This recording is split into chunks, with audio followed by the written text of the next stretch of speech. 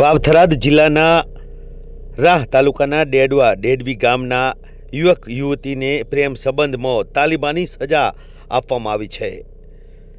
વાત વાવથરાદ જિલ્લાની છે।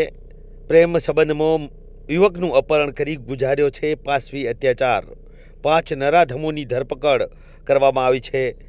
બનાસકાંઠાના વાવથરાદ પંથકમાં માનવતાને શર્મસાર કરે તેવી એક હૃદયદાવક ઘટના સામે આવી છે। પ્રેમ સંબંધનો ખાર રાખી એક યુવકનું ફિલ્મી ઢબે અપહરણ કરી તેના પર અમાનવીય અત્યાચાર ગુજારવામાં આવ્યો છે। આ મામલે થરાદ પોલીસે ગણતરીના કલાકોમાં 5 આરોપીઓને ઝડપી જેલના સળિયા પાછળ ધકેલી દીધા છે। ડેડવા ગામના યુવક કેશવ માળીને તેજ ગામની યુવતી સાથે પ્રેમ સંબંધ હતો અને યુવતીની અન્યત્ર સગાઈ થઈ હોવા છતાં બંને સાથે જીવવા મરવાના નિર્ણયો કર્યા હતા અને ગત માર્ચ મહિનામાં બિકાનેર ખાતે યુવક અને યુવતીએ મૈત્રી કરાર પણ કર્યા હતા અને આ પ્રેમી પંખીડાઓ અમદાવાદના વટવા વિસ્તારમાં ભાડાના મકાનમાં રહેતા હતા। 2 એપ્રિલે રાત્રે યુવતીના પરિવારજનો અને અન્ય શખ્સો અમદાવાદ પહોંચ્યા હતા અને ત્યાં કેશવ અને યુવતીનું અપહરણ કરી તેમને અલગ અલગ વાહનોમાં અવાવરું સ્થળે લઈ જવામાં આવ્યા અને પીડિત યુવકના જણાવ્યા મુજબ આરોપીઓએ તેની સાથે જે કૃત્ય કર્યું છે તે સાંભળીને આપના રૂવાડા ઊભા થઈ જશે।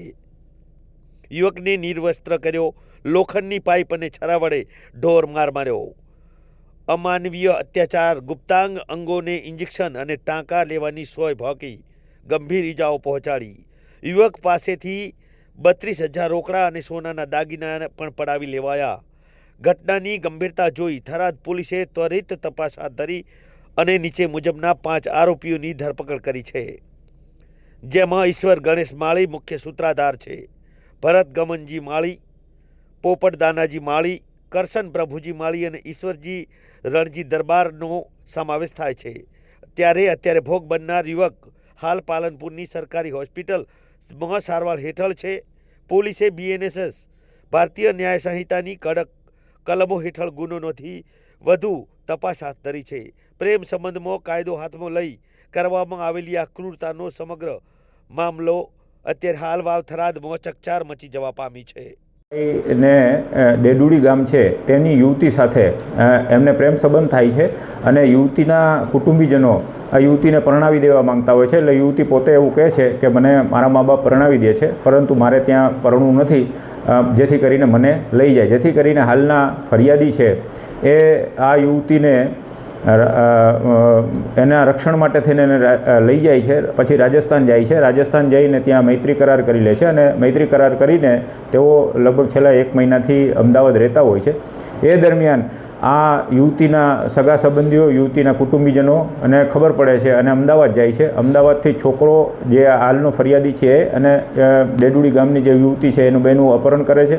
અપહરણ કરી અને લઈ જાય છે, યુવતીને દૂર કરે છે અને જે હાલનો ફરિયાદી છે એમને માર મારે છે, એમને ગોંધી રાખે છે, એવન એની પાસેથી બળજબરીથી રૂપિયા પણ પડાવી લે છે। આવું બધું કૃત્ય કરી અને એમને પછી એમના ઘરની બાજુમાં ત્યાં છોડી દે છે, જેથી 112માં ફોન થતાં 112 અમારા થરાદ પોલીસ સ્ટેશનની જાય છે અને એમને હોસ્પિટલે લઈ જાય છે।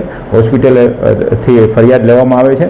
આ કામે કુલ 12 આરોપીઓ વિરુદ્ધ નામજોગ ફરિયાદ છે અને બાકીના અન્ય 12 અજાણ્યા ઈસમો છે। આમ કુલ 24 ઈસમો વિરુદ્ધ ફરિયાદ દાખલ થયેલી છે થરાદ પોલીસ સ્ટેશનમાં અને ભારતીય ન્યાય સંહિતાની કલમ 140(1), 115(1), 118(1), 308(2), 61(1), 189(4), 190, 351(3), 296B મુજબની ગુનો રજીસ્ટર થાય છે। આ ગુનાની તપાસ થરાદના police sub inspector Shri GP Chaudhary તપાસ ચલાવી રહી છે। આ ગુનાના કામે હાલે 3 આરોપીઓને અમે રાઉન્ડ અપ કરી લીધા છે અને તેઓની પૂછપરછ ચાલે છે।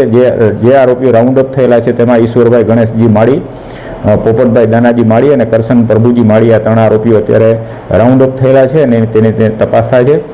ગુનો ગંભીર પ્રકારનો છે અને આવા ગુનાની અંદર કડકમાં કડક કાર્યવાહી કરવામાં આવશે।